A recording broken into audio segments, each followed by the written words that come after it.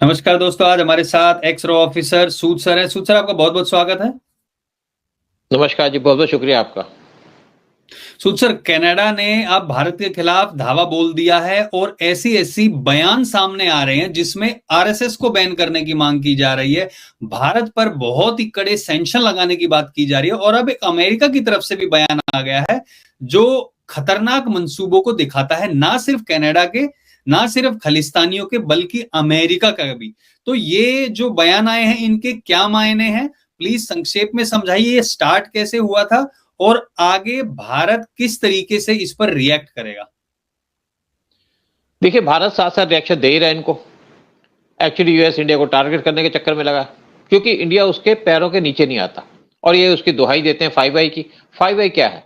ये 5 कंट्री हैं, US, UK, Canada, Australia और न्यूजीलैंड। ये कहते हैं हम आपस में इंफॉर्मेशन शेयर करते हैं, टेक्निकल इंफॉर्मेशन शेयर करते हैं और ये अपनी कंट्री की सिक्योरिटी को देखते हैं, पांचों कंट्री की। और इन्हीं के चक्कर में, इन्हीं का नाम लेकर के इन्होंने इंडिया को टारगेट किया कि निज्जर का इंडिया के अंदर मर्डर हुआ और उसके पीछे इंडियन इंटेलिजेंस इन्वॉल्व है, लेकिन इनके पास कोई प्रूफ नहीं है। लेकिन जब इसराइल में सब कुछ हुआ तब तो इनको कुछ पता नहीं चला कि किसने किया। ये जो 5 आई ये है क्या, बहुत से लोग जानना चाहते हैं। ये 1946 के अंदर एस्टेब्लिश हुई थी इन 5 कंट्री ने मिलकर कि हम किसी का फोन टैप कर सकते हैं, कोई भी इंफॉर्मेशन ले सकते हैं, उसको शेयर करेंगे और अपनी सिक्योरिटी की दुहाई देते थे ये। और ये जो थी ऑर्गेनाइजेशन, या 5 कंट्रियां जो मिलकर काम कर रही थी, ये पब्लिक के सामने आई 1980 के अंदर। और अब जो निज्जर का मर्डर हुआ तब इन्होंने यहाँ पे स्टेटमेंट देनी शुरू कर दी कि इंडिया के इसके अंदर इन्वॉल्वमेंट है। लेकिन उसी और इसके पीछे जो मेन कंट्री जो इसको सपोर्ट करती है वो यूएस और बाकी इनके साथ मिलकर रहती हैं कंट्रियां।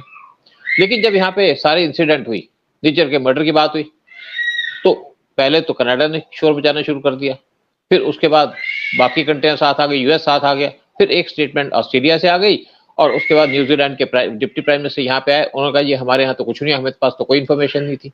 चलो कोई बात नहीं, लेकिन इसके क्या इम्पैक्ट है? जिस तरीके से खालिस्तानियों को सपोर्ट कर रहे हैं यूएस और कनाडा, अब 5 इंडियन एयरलाइंस के प्लेन्स, उनको धमकी मिल गई कि यहाँ पे बम है। और एक प्लेन कनाडा के यूएस के अंदर जा रहा था, वो रास्ते में कनाडा के अंदर रुक गया और उसकी पूरी स्क्रीनिंग की गई, तब उसको वहां से डिस्पैच किया गया, क्योंकि इसको हम किसी भी तरीके से इजीली ले नहीं सकते या लाइटली ले नहीं सकते। एक प्लेन जा रहा था जो आपके सिंगापुर, उस प्लेन को उनकी एयरफोर्स के जेट फाइटर ने एस्कॉर्ट किया और उसको भी पूरा चेक किया गया। ये फर्क होता है जब आप किसी एक डेमोक्रेटिक कंट्री को चैलेंज करना शुरू कर देते हैं बगैर किसी इशू के, और सपोर्ट करना शुरू करते हैं मिलिटेंट या मिलिटेंट ग्रुप्स को, जैसे खालिस्तानी को। और इसके पीछे जो सारी जो वार्निंग दी गई थी वो दी गई थी पन्नू के द्वारा। और इससे पहले एक इंसिडेंट हुई थी 1985 में, जब एक Kanishka Indian airlines air India का प्लेन कनाडा से उड़ा और उसके अंदर बम ब्लास्ट हो गया। ये बम ब्लास्ट किसने किया? ये किया खालिस्तानियों ने, जबकि उस टाइम पे इंडियन इंटेलिजेंस ने पूरी इंफॉर्मेशन दी कनाडियन गवर्नमेंट को कि इसके ऊपर एक बम अटैक हो सकता है, यहाँ पे बम ब्लास्ट हो सकता है इस प्लेन के अंदर। और कनाडियन गवर्नमेंट को 7 बार हमने इन्फॉर्म किया और वहां से आया कि हम इसका पूरा देख लेंगे। लेकिन ये प्लेन जब उड़ना था जिसको ऊपर बम ब्लास्ट हुआ, तो इसके अंदर एक आदमी का सामान तो चला गया जो खालिस्तानी था, लेकिन वो आदमी चढ़ा नहीं। कैसे हो सकता है कि किसी प्लेन के अंदर किसी ने जाना हो और उसके अंदर उसका सामान चल जाए और आदमी ना जाए? ये एक्चुअली सारी की सारी स्ट्रेटेजी थी या प्लानिंग थी कनाडा की। वो इंडिया को तब से टारगेट कर रहे हैं, आज से टारगेट नहीं कर रहे। यानी कि आप सोच लीजिएगा, पिछले 40 साल से ज्यादा से इंडिया को टारगेट किया जा रहा है कनाडा के द्वारा और खालिस्तानी को सपोर्ट किया जा रहा है। और उसके बाद जो आदमी को पकड़ा गया, वो कुछ सालों के बाद या 3 या 4 साल के बाद उसको छोड़ दिया गया। और अब भी कनाडा कह रहा है कि हम इसकी इन्वेस्टिगेशन कर रहे हैं। 40 साल के अंदर आप यहाँ पे इन्वेस्टिगेशन नहीं कर पाए एक केस की। और फिर जब निज्जर मारा गया तो वो कहाँ मारा गया? निज्जर मारा गया कनाडा के अंदर। किसने मारा उसको? एक कनाडियन ने उसको मारा, कनाडियन गवर्नमेंट ने उसको मारा। कनाडियन गवर्नमेंट को उसको पता होना चाहिए था कि जब कनाडियन के अंदर किसी को मारा गया है तो कौन हो सकता है वो तो पकड़ नहीं पाए। लेकिन इंडिया पे इल्जाम लगा दिया कि इंडिया ने इसका मर्डर किया। और निज्जर है कौन? निज्जर एक टेररिस्ट है, खालिस्तानी है, जिसको कनाडा के अंदर मारा गया।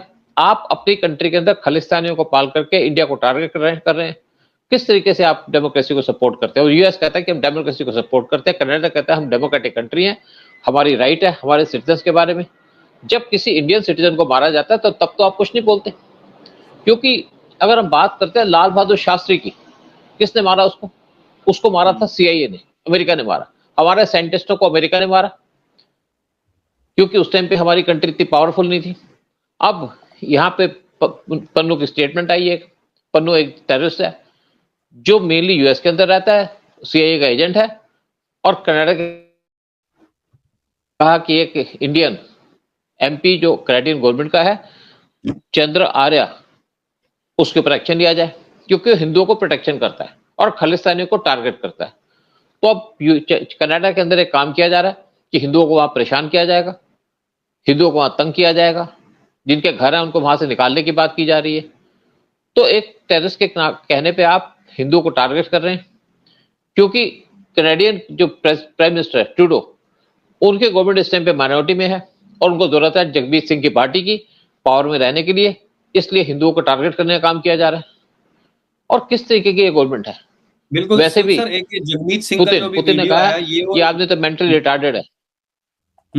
ये जगमीत सिंह का जो वीडियो आया है एक बार ये और सुना देते हैं हम दर्शकों को, हाँ। ताकि पता चले कि RSS को बैन करने की मांग और भारत पे सैंक्शन लगाने की मांग क्यों उठी है। उसके बाद इसके बारे में भी चर्चा करेंगे। Ban the RSS, which is a right-wing extremist militant group from India that has branches in other countries, including in Canada, that promotes violence and division. We'll also urge Canada to impose severe and strict sanctions on Indian diplomats. We need to take every step possible to keep Canadians safe. The RCP has exposed a very serious threat, and now let's take that threat seriously and act accordingly.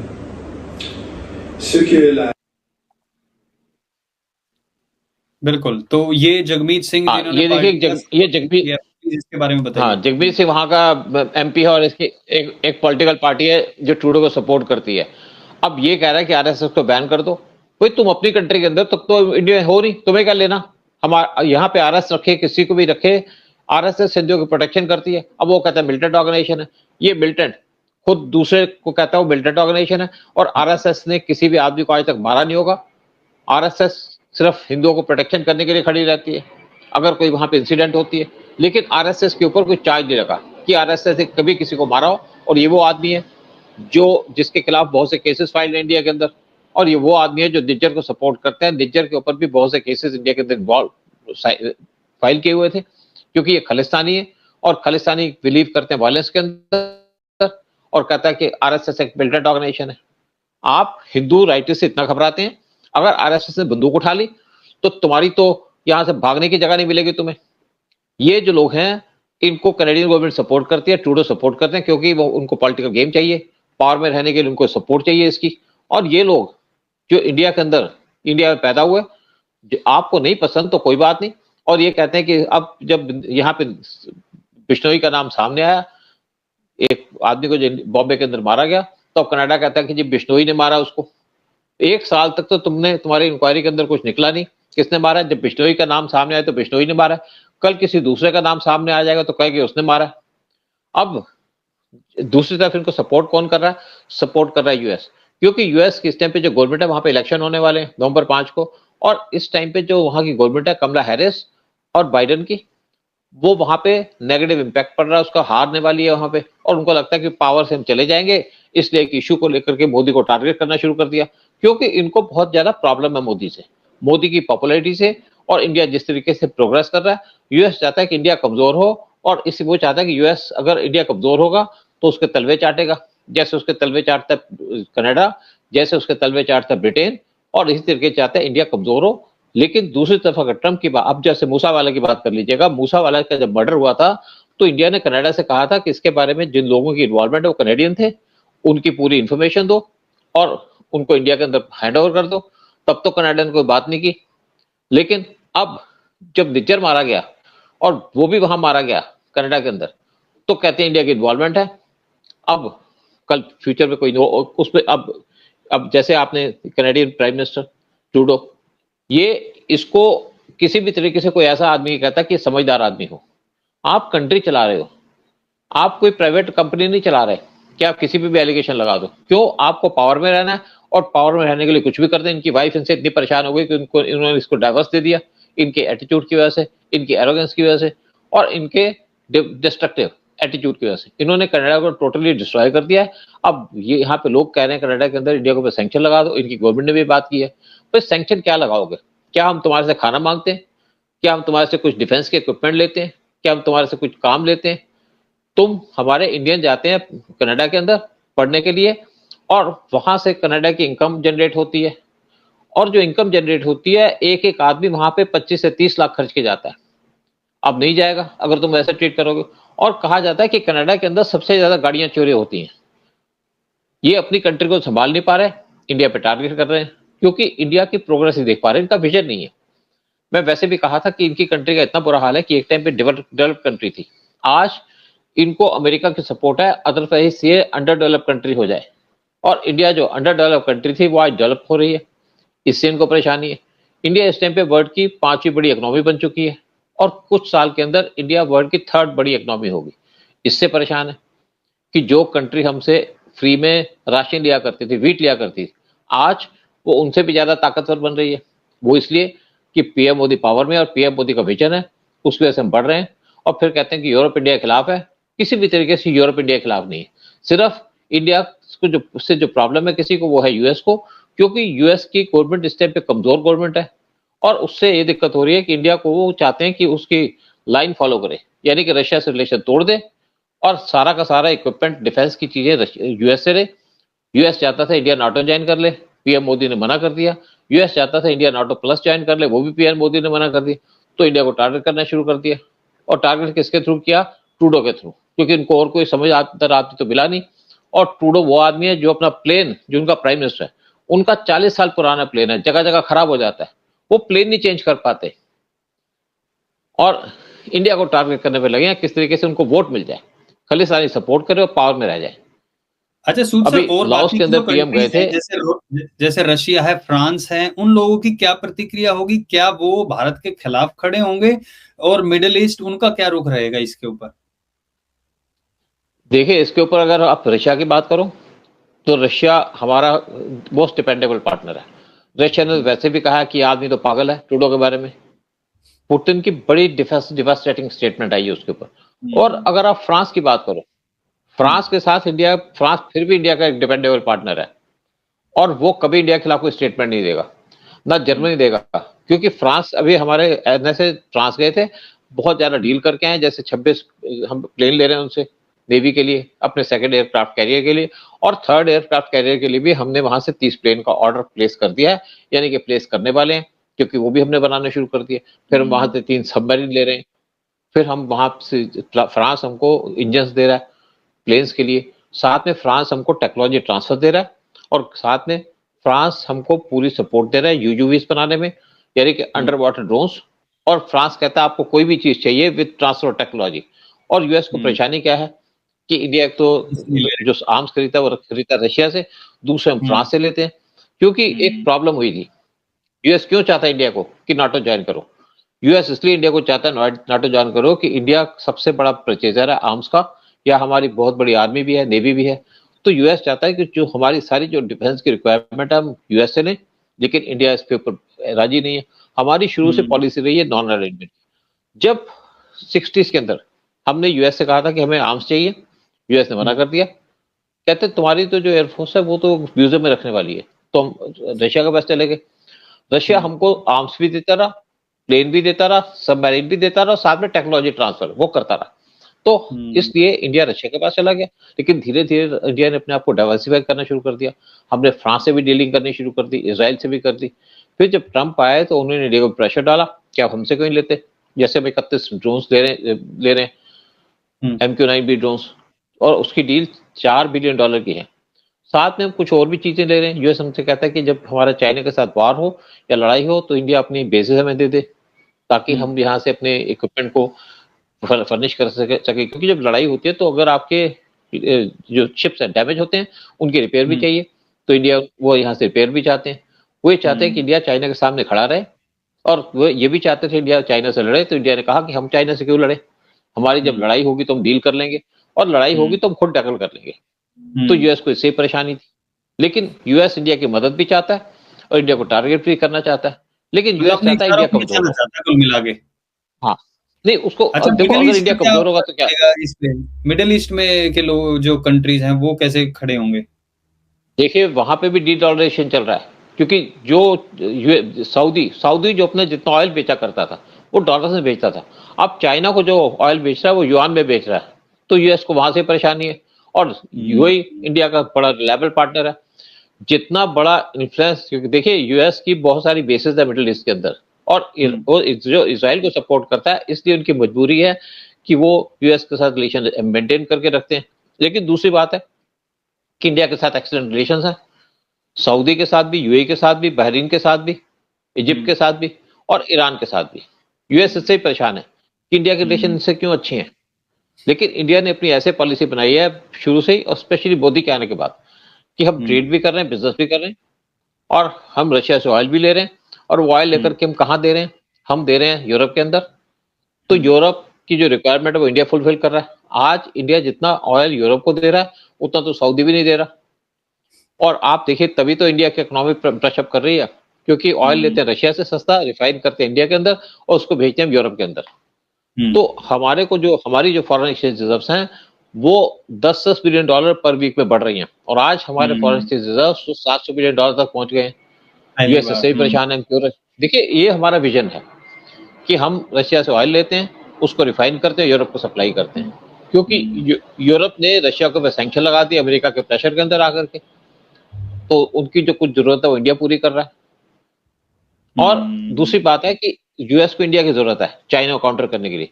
अब ये हम्म, position क्या आ रही है जियो political, हम्म, Taiwan को Chinese forces ने, Chinese navy ने सब तरफ से घेर लिया है, और ये उम्मीद लगाया जा रही है बहुत जल्दी चाइना अटैक कर सकता है ताइवान के ऊपर, उसको ले सकता है। लेकिन यूएस इस टाइम पे अलग तरीके से इन्वॉल्व है। एक तो इंडिया को टारगेट कर रहा है, उसकी एक मदद चाहिए। दूसरी तरफ यूएस तो पूरी तरीके से इन्वॉल्व है गल्फ के अंदर, जो हम्म, इसराइल और गल्फ के अंदर वार चल रहा है, और रशिया यूक्रेन वार उसमें इन्वॉल्व है। लेकिन हम्म, चाइना इसी चीज का मौका उठा करके इस टाइम पे ताइवान पे कब्जा करना चाहता है, और यूएस देखता रह जाएगा, क्योंकि यूएस उसको पता है कि यूएस की जो गवर्नमेंट है जो बाइडेन की सबसे कमजोर गवर्नमेंट है, और ये हम्म, गवर्नमेंट टोटली फेल्ड गवर्नमेंट है यूएस की, और इसलिए वर्ल्ड को डिस्टेबलाइज कर रही है। एक्चुअली क्या है कि यूएस जगह जगह वार करवाता है, स्पेशली जो डेमोक्रेट्स आते हैं वार हम्म, कराते हैं, तो वहां पे जो इक्विपमेंट चाहिए होता है, जैसे आप उक्रेन की बात कर लीजिएगा, उक्रेन को बिलियंस ऑफ डॉलर्स की उन्होंने सामान दे दिया डिफेंस का, और उक्रेन अब इनके पैर भी चाटेगा, तलवे भी चाटेगा। उक्रेन ने अपने आपको गिरवी भी रख दिया है इनके सामने कि जितनी वीट है अगले 100 साल के लिए यूएस ले ले, यूएस को यही जरूरत है। और इस तरीके से वो इंडिया को यही चाहता है कि इंडिया उनके तलवे चाटे, इंडिया बैंकरप्ट हो जाए, और राइट। इंडिया यूएस के नीचे लेटा रहे, जो पीएम मोदी कर नहीं दे रहे, इसलिए यूएस को परेशान है। और यूएस किसी भी तरीके से देख नहीं पा रहा कि इंडिया मजबूत हो। राइट। मतलब कुल मिला के इसलिए ये सारी चीजें की जा रही है। कनाडा का अपने आप में एक्सपोज हो गया क्योंकि जगमीत की पार्टी ने सपोर्ट वहां से खींच लिया, तो उनको इस तरीके से बयान सामने देने पड़े। 1 साल से एक कागज का पत्ता भी इन्होंने नहीं दिया सबूत के आधार पर। और ये हम नहीं कह रहे हैं, भारत में जो भारत में रहते हैं, भारत से प्रेम करते हैं, ये वो लोग कह रहे हैं जो कनाडा के सिटीजन हैं कि भैया तुम्हारे पास कुछ है नहीं, तुम लोग सैंक्शन लगाने की बात कर रहे हो, तुम्हारी इकोनॉमी पे और क्या असर पड़ेगा, पहले ही डूब रही है। और अमेरिका उसके साथ साथ उसको पीछे से उंगली करता हुआ, जैसे आपने बताया था एक और वीडियो में हमने बात की थी, वो पहले कहता है चलो लड़ो लड़ो लड़ो, उसके बाद वो लड़ाएगा तुम्हें और फिर छोड़ के भाग जाएगा। तो कुल मिला के जैसे वही उक्रेन का, इस। हाँ, हम्म, हम्म, जैसे उक्रेन का साथ किया, हाँ, देख तुम लड़ो हम्म, हम तुम्हें इक्विपमेंट देंगे। इक्विपमेंट कौन से थे? जो इनके सेकेंड हैंड इक्विपमेंट थे वो दे दिए। उक्रेन हम्म, को तो इन्होंने भेज दिया सामान, अपना जो बचा हुआ सामान था, खराब हो रहा सामान था, वो तो भेज दिया। उक्रेन कर्जे में आ गया। उक्रेन अगले 50-100 साल तक कर्जे से बाहर नहीं निकल पाएगा, ये हाल कर दिया हम्म, जेलेंस्की ने। और इसी तरीके से कनाडा का ये हाल है। कनाडियन प्राइम मिनिस्टर अपनी इकोनॉमी को संभाल नहीं पा रहे, वहां पे घर नहीं मिल रहे लोगों को रहने के लिए। और उनकी देखिए कनाडा के अंदर सबसे ज्यादा गाड़ियां चोरी होती हैं, और चोरी होकर बाहर की कंट्री में चली जाती हैं। 60s के अंदर कनाडा इंडिया को वीट देता था फ्री के अंदर, क्योंकि हम उस टाइम पे गरीब कंट्री थी हमारी। आज हमें कोई कनाडा से वीट तो चाहिए नहीं, आज इंडिया वीट एक्सपोर्ट करता है। और कनाडा इसलिए प्रॉब्लम यह है कि कनाडा ये नहीं देख पा रहा कि इंडिया उससे ऊपर कैसे निकल गया। हमारी इकोनॉमी और कनाडियन इकोनॉमी के अंदर कोई कंपैरिजन नहीं है। हम कनाडा से जो सामान लेते हैं वो लेते हैं 2.70 बिलियन डॉलर का, और उनको जो सामान देते हैं वो देते हैं 4.25 बिलियन डॉलर का। आप देख लीजिएगा। कनाडा को हमने जैसे आप बात करें इनके लोग की कनाडा इंडिया को सैंक्शन लगा दो, सैंक्शन क्या लगाओगे हमारे ऊपर? हम कोई तुमसे ट्रेड तो करते नहीं। अब वैसे भी हम नहीं चाहते कि कनाडा ने कई बार रिक्वेस्ट की है, वो एफटी साइन करना चाहता है, फ्री ट्रेड एग्रीमेंट, इंडिया ने मना कर दिया कि हमारे पास अभी टाइम नहीं है। फिर इन्होंने कहा इंडिया वो क्वाड की ज्वाइन करना चाहता है। क्वाड के अंदर 4 कंट्री है, यूएस, इंडिया, जापान और ऑस्ट्रेलिया। इंडिया ने कहा जी तुम्हारी हमको जरूरत नहीं, तुम्हारे पास ना तो नेवी है, ना तुम्हारे को कोई स्टैंड है, और तुम हमारे को टारगेट करते हो बार बार। तो इंडिया ने उसको ही मना कर दिया। तो कनाडा की आज हमारे सामने कोई औकात नहीं है। ट्रूडो पीएम मोदी के सामने खड़े नहीं हो सकते, और कनाडा को की कोई रेलेवेंस भी नहीं है पूरे वर्ल्ड के अंदर। सिर्फ उसकी एक इंपॉर्टेंस इसलिए है कि यूएस के साथ खड़ा है, अदरवाइज कोई उसको पूछता भी नहीं है। ना तो कनाडा की ट्रेड है किसी के साथ, ना कोई बिजनेस है, ना कनाडा की एंट्री है गल्फ के अंदर, ना वहां पे कुछ अचीव कर पा रहा है। सिर्फ ट्रूडो इंडिया को टारगेट करते हैं, खालिस्तानी को सपोर्ट करते हैं, ये उनकी पॉलिसी रह गई है। पावर में रहते हैं, पावर। और देखिए जिस कंट्री का प्राइम मिनिस्टर जो कहते हैं मैं एडवांस कंट्री हूँ, उसके पास 40 साल पुराना प्लेन है जिस पे ट्रेवल करते हैं। जब G20 समिट में आए थे तो उनका प्लेन खराब हो गया था, तो पीएम मोदी ने कहा भाई आप मेरा प्लेन ले लो जो एयरफोर्स 1 का प्लेन है। तो उसने कहा नहीं मैं ये नहीं लूंगा। तो उसने को तुम्हारी मर्जी। तो उसके टेक्नीशियन आए, उस प्लेन को रिपेयर किया, 2 दिन के बाद गया, और कोई इससे मिला नहीं यहाँ पे ट्रूडो से। एक बार अफ्रीका गया था ये, वहां भी इसका प्लेन खराब हो गया, और फिर वहां दूसरा प्लेन भेजा गया, तब ये वापस अपनी कंट्री के अंदर गया। तो ये तो हाल है कनाडियन प्राइम मिनिस्टर का। मतलब तो कुल मिला के उम्मीद करोगे कि क्या वो देश संभल नहीं रहा, इंडिया को दूसरा इल्जाम लगा। और इंडिया को इसलिए टारगेट कर रहे हैं कि इनसे बर्दाश्त नहीं हो रहा कि पीएम मोदी खुद का देश संभल नहीं रहा। और देखो इंडिया के सामने आज कहीं भी कनाडा स्टैंड नहीं करता। आई थिंक वीडियो में डिले है, बस कोई बात बिल्कुल। बट बहुत बहुत धन्यवाद सूद सर आने के लिए, सारी जानकारी शेयर करने के लिए। सबसे निवेदन है वीडियो को लाइक और शेयर जरूर करें। बहुत बहुत धन्यवाद सूद सर। जय हिंद, जय भारत, जय श्री राम। जय श्री राम।